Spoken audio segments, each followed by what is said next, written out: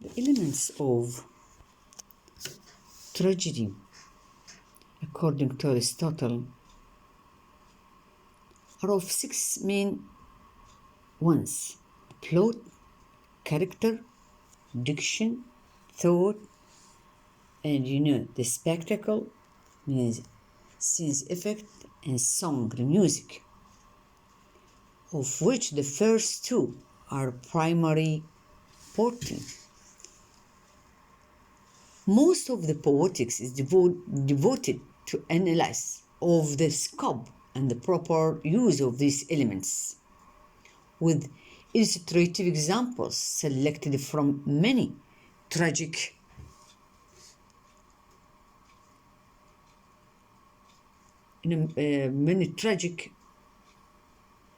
dramas, specifically those of Sophocles and others.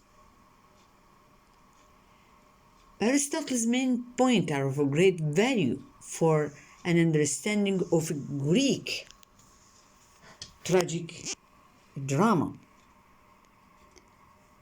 particularly significant in his statement that the plot is the most important element of tragedy.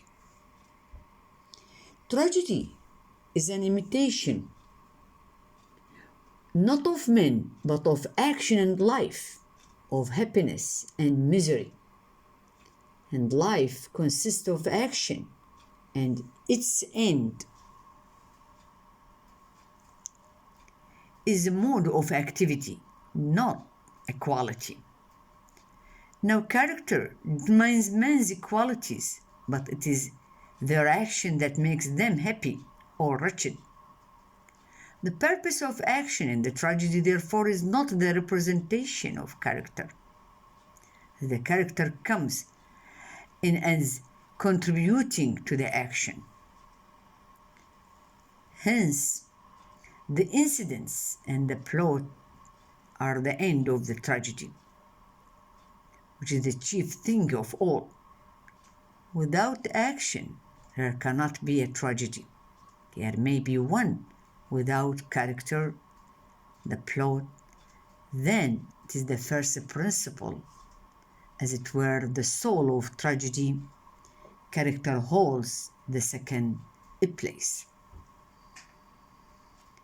Aristotle goes on to discuss the structure of the ideal tragic plot and spend several chapters on its requirements.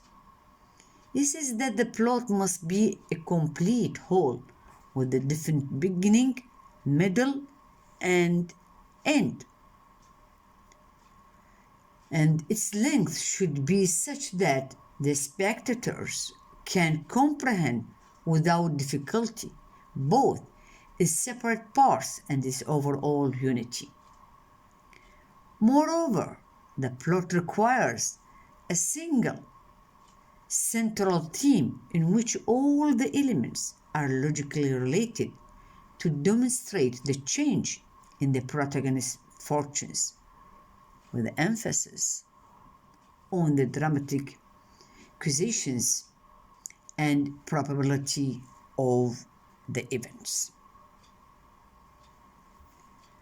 Since the aim of tragedy is to arouse pity and fear through an alteration in the status of the central character, he must be a figure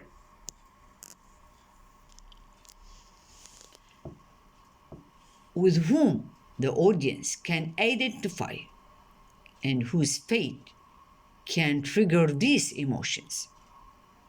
Aristotle says that pity is aroused by unmerited misfortune, fear by the misfortune of a man like ourselves.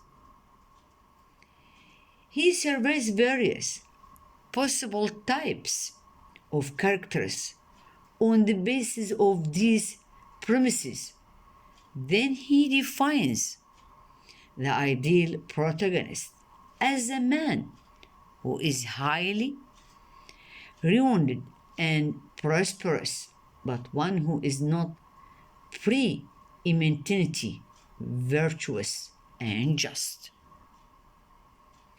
whose misfortune, however, is brought upon him not by vice or depravity, but by some error of judgment or frailty.